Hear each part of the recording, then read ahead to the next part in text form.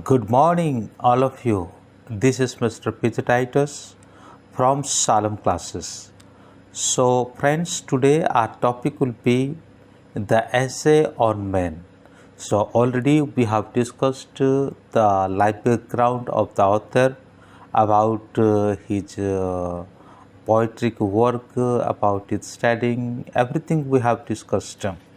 And today we will discuss summary of the text.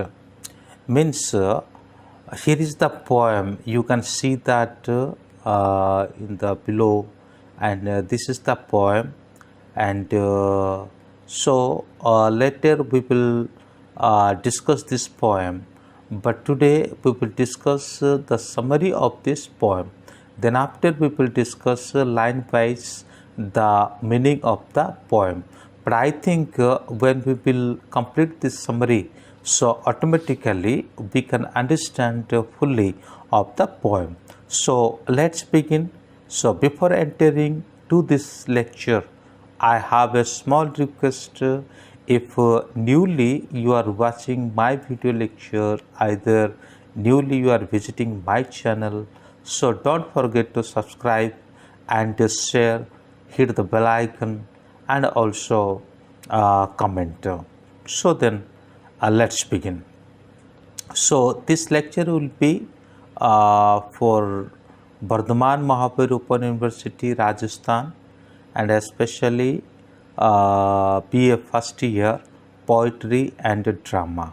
So as I told you, in this lecture I will summarize only, and the next time I will explain the poem.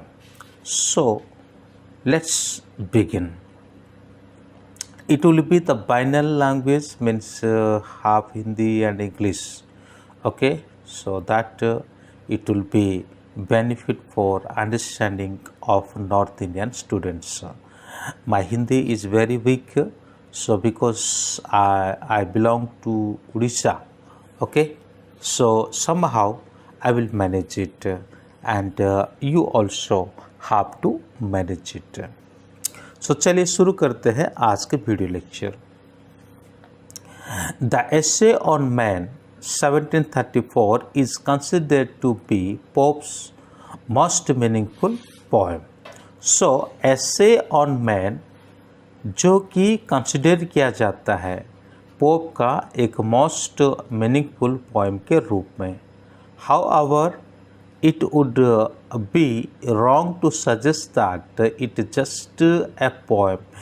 लेकिन जैसे भी हो कि इसको केवल एक poem करके नहीं माना जा सकता है. So it is in fact a combination of an essay and poem. तो ये समिष्टीकरण है एक पोएम का और एक एसे का. तो इसीलिए इसको पूर्ण रूप से एक पोएम नहीं कहा जा सकता है.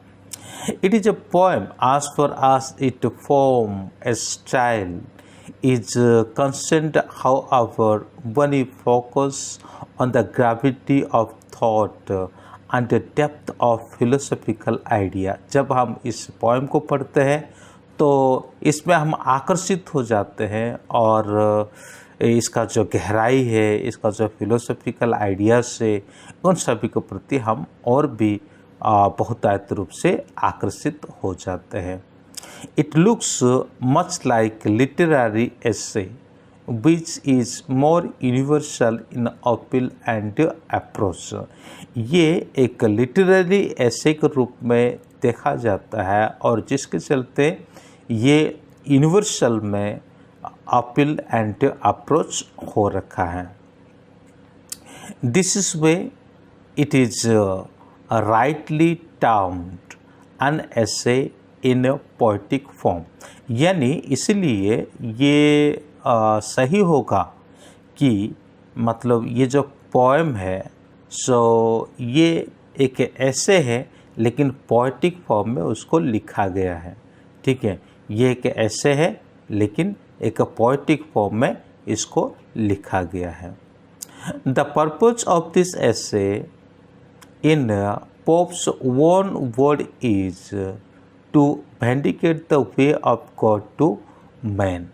यानी ये जो विशेष रूप से ये जो पोएम है, पोप की भाषा के आधार पर ये जो पोएम है, तो यहाँ पे वो इस बात को जताना चाहते हैं, इस बात को दिखाना चाहते हैं कि ईश्वर की ओर मनुष्य, ठीक है, the purpose of this essay is Pope's own word to vindicate the way of God. ईश्वर का जो मार्ग है ना, जो मनुष्य के प्रति, ये बारे में वो बताते हैं। Clearly Pope's idea is lofty and hence sublime poem for all of us to read and learn much from.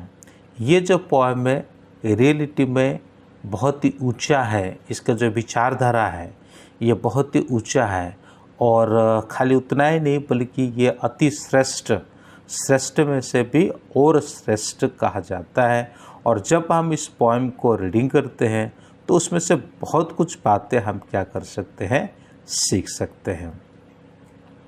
This unique blending of essay and form is actually expressed in a 4 poetical epistle।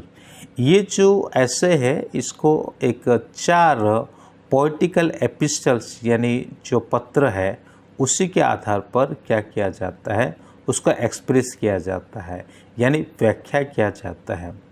This epistle address to Henry Saint John's talk about man's relation to God and makes an object and interesting analysis of complex nature of man।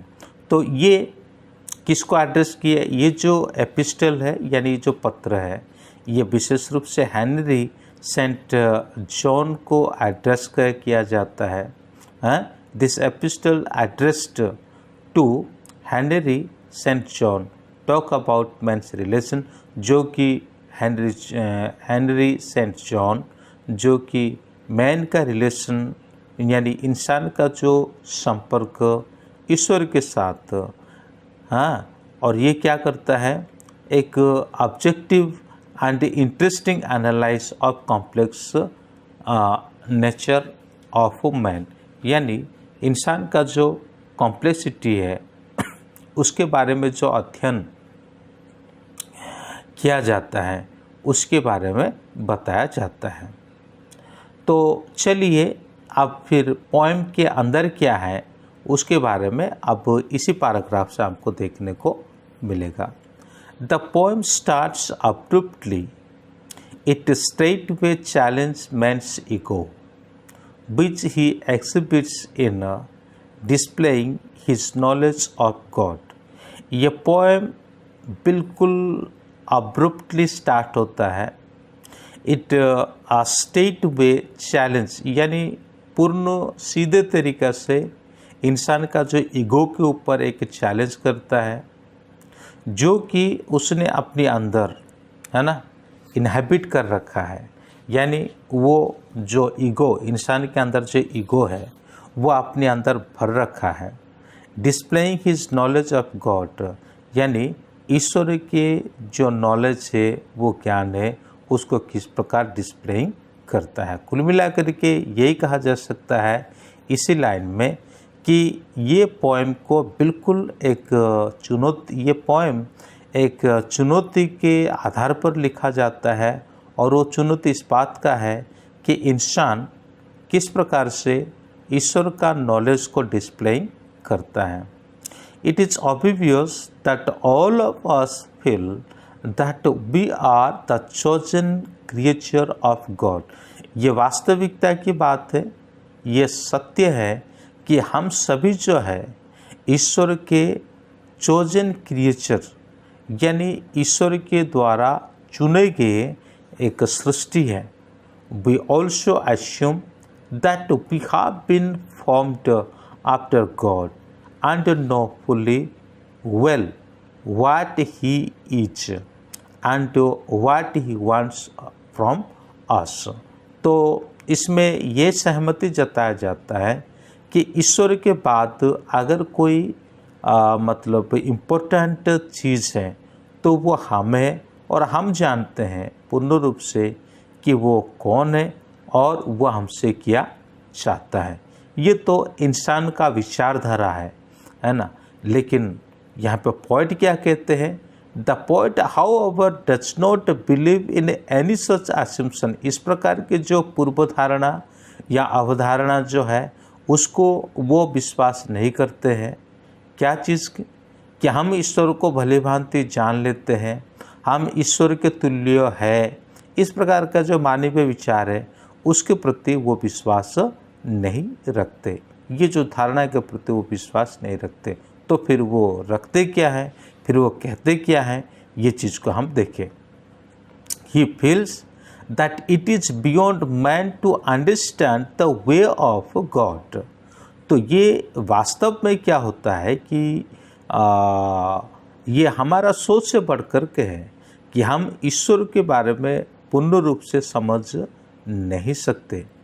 तो इसी के साथ मैं एक छोटा सा कहानी को बता देना चाहता हूँ आपको कि हम कैसे ईश्वर के बारे में नहीं जान पाते हैं। तो एक बार सेंट अगस्टिन जो है वो मन मन में कुछ बात सोच रहे थे और समुद्र के किनारे में वो चल रहे थे। वो सोच ये रहे थे कि क्रिश्चियन थियोलॉजी के आधार पर पिता, पुत्र और पवित्र आत्मा ये तीनों कैसे एक हो सकते हैं। दोस्तों ये यहाँ से रिलेटेड नहीं है, पर हम ईश्वर को भली भांति इतना भी नहीं समझ पाएंगे, इस बात को बताने के लिए मैं कह रहा हूँ।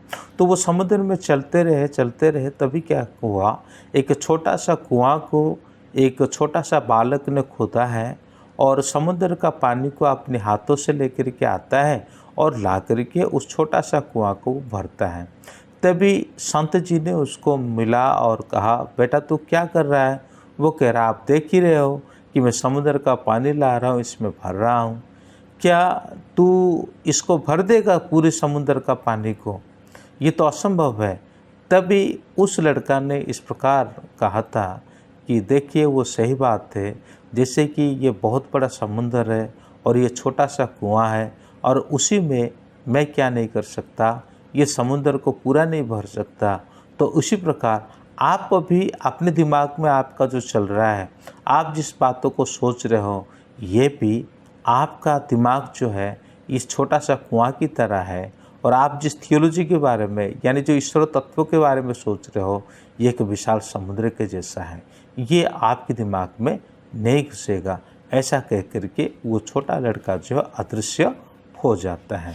तो ये तो था कहानी, लेकिन यहाँ पे पोप एक इंटरेस्टिंग बात को भी बताते हैं कि भले ही हम कहते हैं कि हम सर्वदर्शी है, सर्वज्ञानी है, हम सब कुछ जानते हैं, है ना, ईश्वर के बारे में, लेकिन वास्तविक बारे में बात यह है कि वो तो हमारा सोच से बढ़ कर के है, उसके जो मार्ग है हमारा सोच से बढ़ कर के है, तो हम उनको पूर्ण रूप से समझ नहीं सकते हैं। हम ज़रूर उसको फॉलो कर सकते हैं, हम ज़रूर उसको विश्वास कर सकते हैं, है ना, हमारा जीवन का जो आवश्यक सिद्धांत जो है उससे हम ले सकते हैं, लेकिन पूर्ण रूप से हम उसे मतलब समझ नहीं सकते।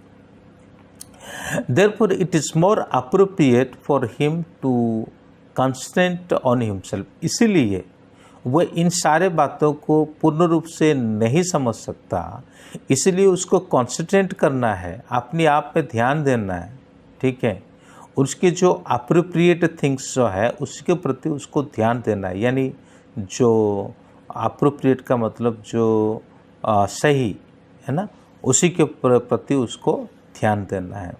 That is Pope wants man to observe his own complexities, confusion and contradiction rather than talking about God and his way। इंसान को अपना जो कॉन्ट्रडिक्शन यानी उसका जो मशीनीकरण वाली जो शरीर है ना, और उसके अंदर जो कन्फ्यूजन से कॉम्प्लेक्सिटी है, उन सभी के बारे में उसको ध्यान देना है, ना कि ईश्वर के बारे में बोलना या फिर ईश्वर कहाँ से, ईश्वर के मार्ग के बारे में बोलना। कभी कभी कोई कोई ऐसा पूछ लेता है कि यदि अगर ईश्वर ने ये सब चीज़ को बनाया तो वो कहाँ से आए? भाई इसका जवाब ना मेरे पास है ना आपके पास है, वो तो सिर्फ ईश्वर के पास ही है। तो ठीक इस प्रकार की बात को ये यहाँ पे कहते हैं। After giving this strong message to us, Pope gives a very appropriate description of man complex nature।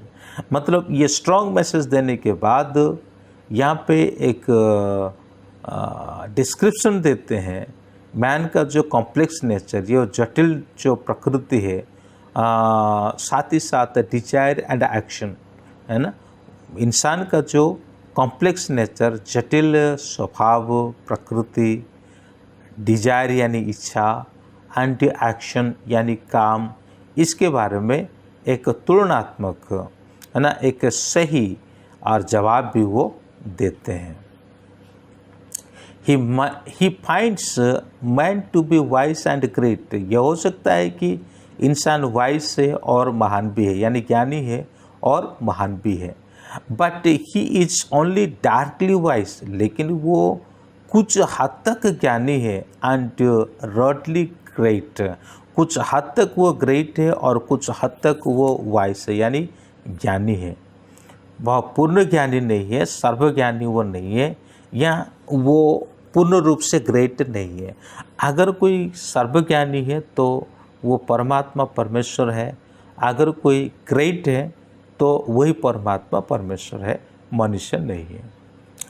Now Pope is known for his epigrams, the purpose of which is to highlight the paradox in man's nature।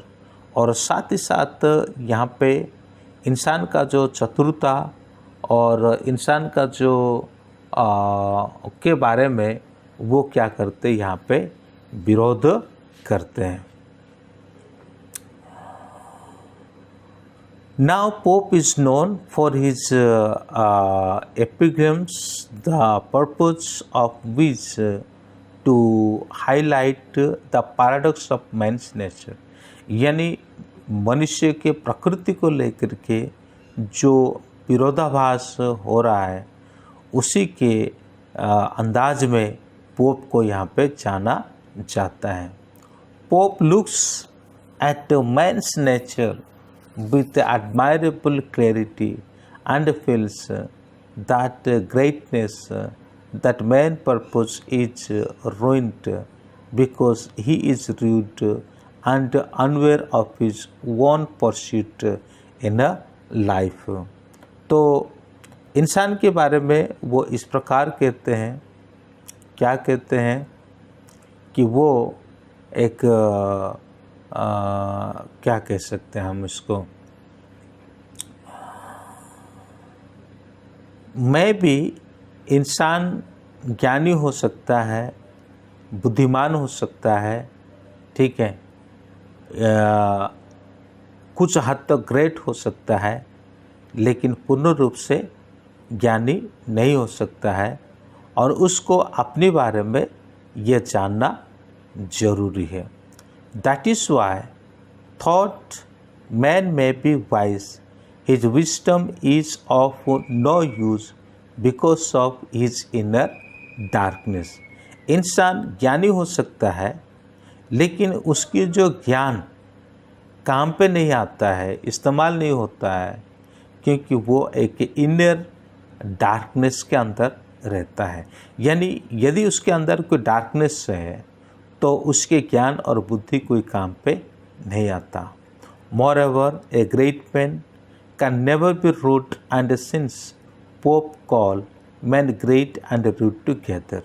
तो pope कहता है कि इंसान एक rude नहीं हो सकता, लेकिन फिर भी यहाँ पर कहता है इंसान ग्रेट भी है और रूड भी है, ये दोनों एक ही साथ हैं।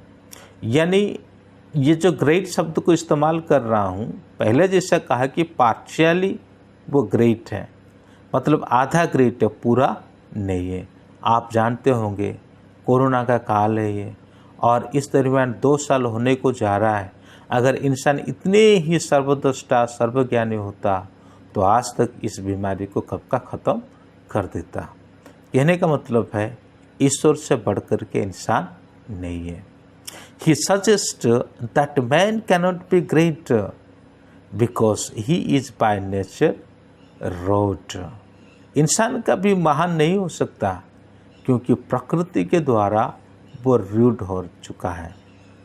Continuing his precise observation of man complex nature, उनके जो इंसान के मैन के प्रति जो ऑब्जर्वेशन है, जो निरीक्षण है, उसको कंटिन्यू करते हुए Pope feels that man always tries to do things beyond his capacity. तो वो इस चीज़ को महसूस करते हैं कि इंसान जो है क्या करता है कि वो हमेशा अपनी कैपेसिटी से बढ़कर के कुछ करने के लिए चाहता है। He finds him full of knowledge which does not help him, है ना। वो देखते हैं कि उसके पास ज्ञान तो बहुत है लेकिन वो ज्ञान उसे मदद नहीं कर पा रहा है। जैसे कि मैं उदाहरण दे रहा था, कोरोना का काल है, इंसान के पास ज्ञान है, हथियार है, सब कुछ है, लेकिन अब कोई भी चीज़ काम पे नहीं आ रहा है। यानी कुदरत का मेहरबान जब तक नहीं आता तब तक इस प्रकार के महामारी नहीं रोक पाता है।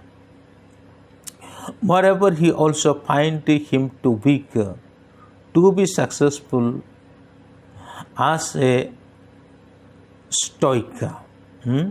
तो यहाँ पे वो कहते हैं कि जैसा भी है ना, जैसा भी है वो इंसान को एक कमज़ोर प्राणी के रूप में वो देखते हैं और उसे सक्सेसफुल होने के लिए कड़ी मेहनत भी करना पड़ता है।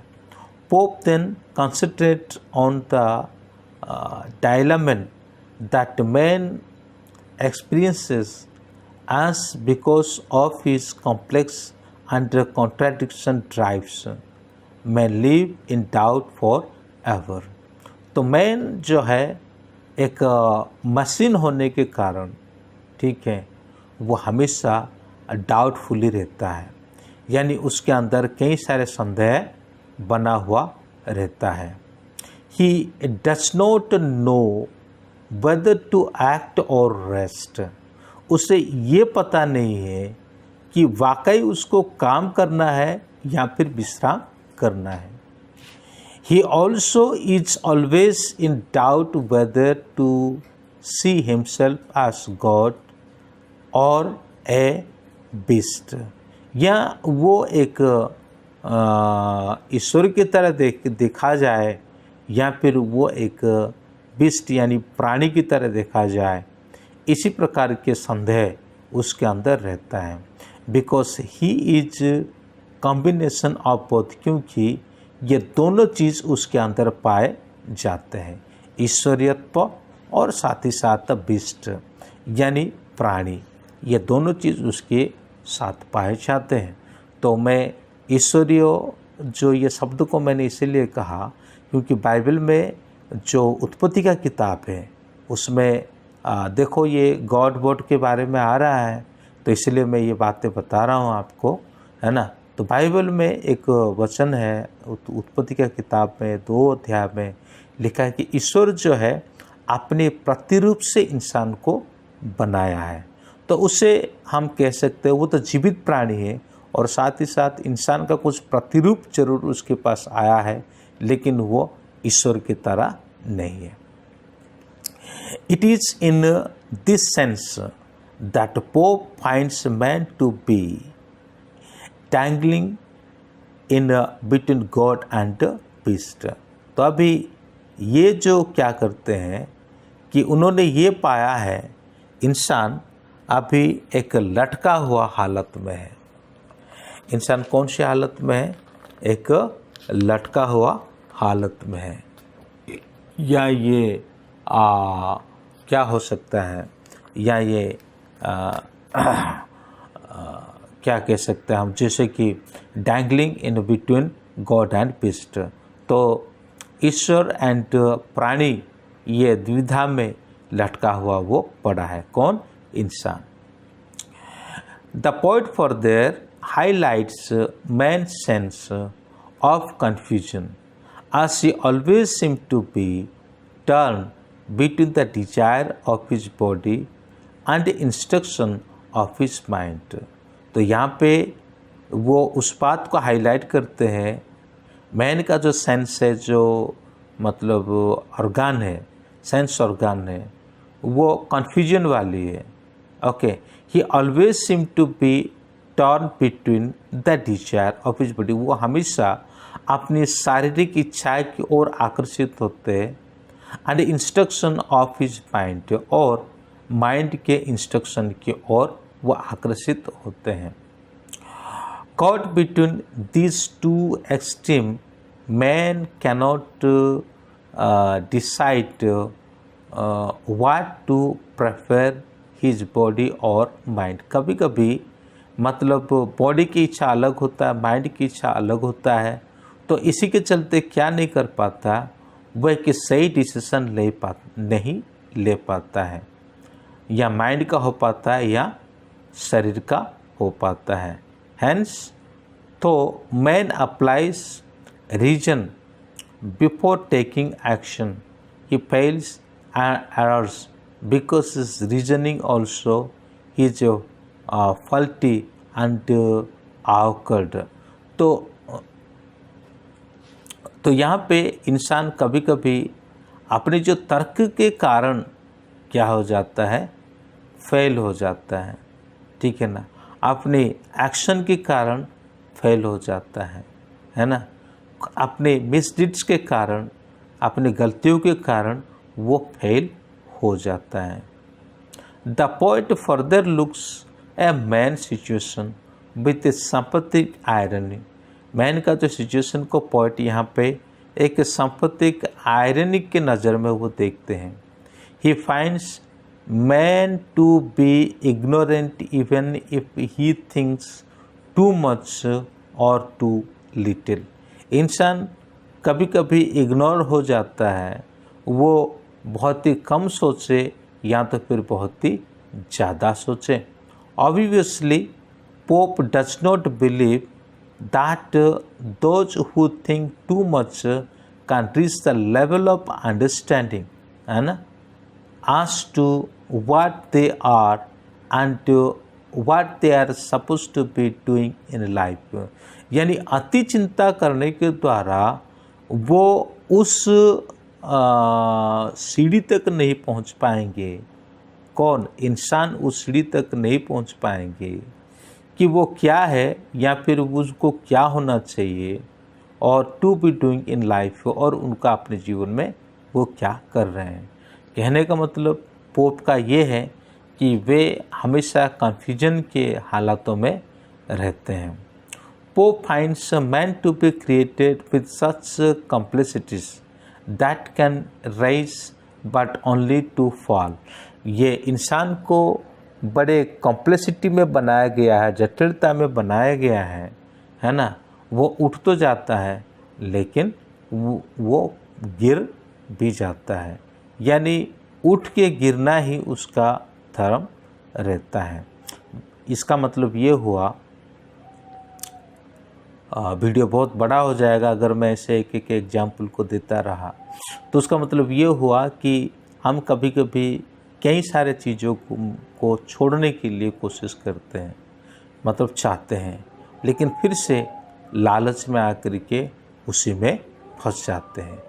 ये हमारा अभिलाषा ही ऐसा है.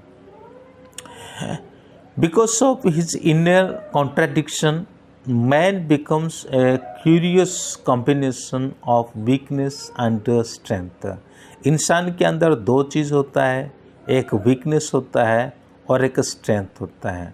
ठीक है, वो क्यों फेल हो जाता है, क्यों गिरता है, क्योंकि उसके अंदर जो इनर कॉन्ट्राडिक्शन है, ठीक है, जो क्यूरियस कॉम्बिनेशन है, जो वीकनेस का क्यूरियस कॉम्बिनेशन है, जिसको हम स्ट्रेंथ या तो वीकनेस कह सकते हैं, उसी के चलते वो गिर जाता है. Due to his strength he aspires to rise above his nature, but because of his weakness he fails to do so. वो कभी कभी उठ जाता है, लेकिन उसके कमजोरी के कारण, कमी के कारण वो क्या हो जाता है, गिर जाता है। एक बच्चा जैसे बार बार उठने की प्रयास करता है, फिर गिर जाता है, लेकिन तब नहीं गिरता जब वो पूरा स्ट्रांग हो जाता है। लेकिन आत्मिक तौर पर अगर देखा जाए तो हमारा हालत एक बच्चा की तरह है। हम उठ के खड़े होने की कोशिश करते हैं पर गिर जाते हैं। Therefore, man appears to be a lord of all things, but still he is a victim। हालांकि इंसान जो है हर चीज़ का मैं मालिक हूँ, इस प्रकार वो क्या करता है, सोचता है, इस प्रकार अपने आप को दर्जा भी देता है, लेकिन वो स्वयं एक विक्टिम है, यानी वो स्वयं एक शिकार भी है। Thus, in spite of all this greatness, he is only riddle for he is a curious blending different traits, virtues and shortcoming। लेकिन इन सभी होने के बावजूद भी उसके अंदर बहुत से कमी देखने को मिलता है। इन सभी होने के मतलब इंसान तो सर्वश्रेष्ठ प्राणी है, उसमें कोई द्विधा नहीं है। जानवर से, पेड़ पौधे से, सबसे इंसान का एक सर्वश्रेष्ठ स्थान है, लेकिन उसके बावजूद भी वो गिर जाता है, टेम्पटेशन में आ जाता है। वो इसीलिए क्योंकि वो पूरा ग्रेट नहीं है, या तो वो पूरा ज्ञानी नहीं है। वो सर्वज्ञानी नहीं, ज्ञानी हो सकता है पर सर्वज्ञानी नहीं हो सकता। Because of all the confusion mixture, man is both the glory as well as the joker of the world। तो इसी के तहत पॉइंट यहाँ पे कहते हैं कि वो दो चीज़ है, एक ग्लोरी भी है और एक जॉकर भी है। तो दोस्तों, इस पॉइंट में हमने क्या देखा, इस पॉइंट में हमने यही चीज़ को देखा कि इंसान जो अपने बारे में सोचता है, वाकई वो ऐसा नहीं है। वो जिस पोजीशन में मैं हूँ सोचता है, वो उस पोजीशन में नहीं है। इंसान लाख कोशिश करे ईश्वर के बारे में पूर्ण रूप से प्राप्त करने के लिए, लेकिन पूर्ण रूप से वो प्राप्त नहीं कर सकता। अगर पूर्ण रूप से प्राप्त किया होता तो आज इतने सारे धर्म में हम बटे नहीं होते। कोई क्या विश्वास करता है, तो कोई क्या सिद्धांत को अपनाता है, तो कोई किस विचारधारा को अपनाता है। तो सभी अपनी विचारधारा को यही सही है कहने में लगे हुए हैं, है ना। सभी अपनी विचारधारा को, सभी अपने सिद्धांतों को, सभी अपने धर्मशास्त्रों को, ये सभी को रखते हैं और मेरा सही कहते हैं। लेकिन सब यदि उस चीज़ को विश्वास कर लेते तो सभी एक ही धर्म के अनुयायी बन जाते।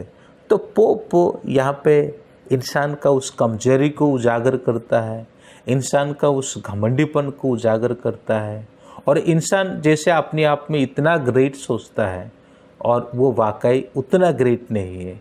ये सत्य है कि इंसान को ईश्वर ने एक श्रेष्ठ स्थान दिया बाकी सभी सृष्टि में से। संसार में जितनी भी सृष्टि प्राणी है, सब में से इंसान को वो एक श्रेष्ठ दिया, लेकिन वो सर्वश्रेष्ठ नहीं हो सकता। इंसान को ज्ञान दिया, लेकिन वो सर्वज्ञानी नहीं हो सकता। तो उसको अपने जीवन की कमियों के बारे में झांकनी चाहिए, परखनी चाहिए। अपने जीवन की कमी के बारे में उसको नज़र रखनी चाहिए। इस बात को यहाँ पे पोप कहना चाहते हैं। पोप यहाँ पे थियोलॉजिकल माध्यम से, यानी ईश्वरीय तत्व के माध्यम से ही इसी पोएम को लिखते हैं, है ना, कि ईश्वर के जो वे है ये हमारा समझ से बाहर है। हम अपनी छोटी सी दिमाग में उसको पूर्ण रूप से क्या नहीं कर सकते, उसको पूर्ण रूप से उसको समझ नहीं सकते हैं। हम जितना है उतना ही रहना बेहतर है। तो ये था इस पोएम का समरी। थोड़ा लंबा हो गया, लेकिन क्या करें, मैं तो कोई YouTube का कोई सॉफ्टवेयर के बारे में नहीं बताता हूँ। यह आपकी लेसन है। इस लेसन में जितना होता है उतना पूरा करना मेरा फ़र्ज होता है। व्यूज़ को बढ़ाने के लिए छोटे छोटे वीडियो बनाना, खाली छोटा मोटा इधर के उधर के बात करके बंद कर देना, ये नहीं चाहता हूँ। ओपन यूनिवर्सिटी में पढ़ते हैं तो पूरा पेज को पढ़ पढ़ करके उसको समझे, यही चाहता हूँ, और इसीलिए थोड़ा लंबा कर देता हूँ। तो चलिए आज का वीडियो लेक्चर यहीं पे रुकता हूँ। तब तक के लिए जय हिंद।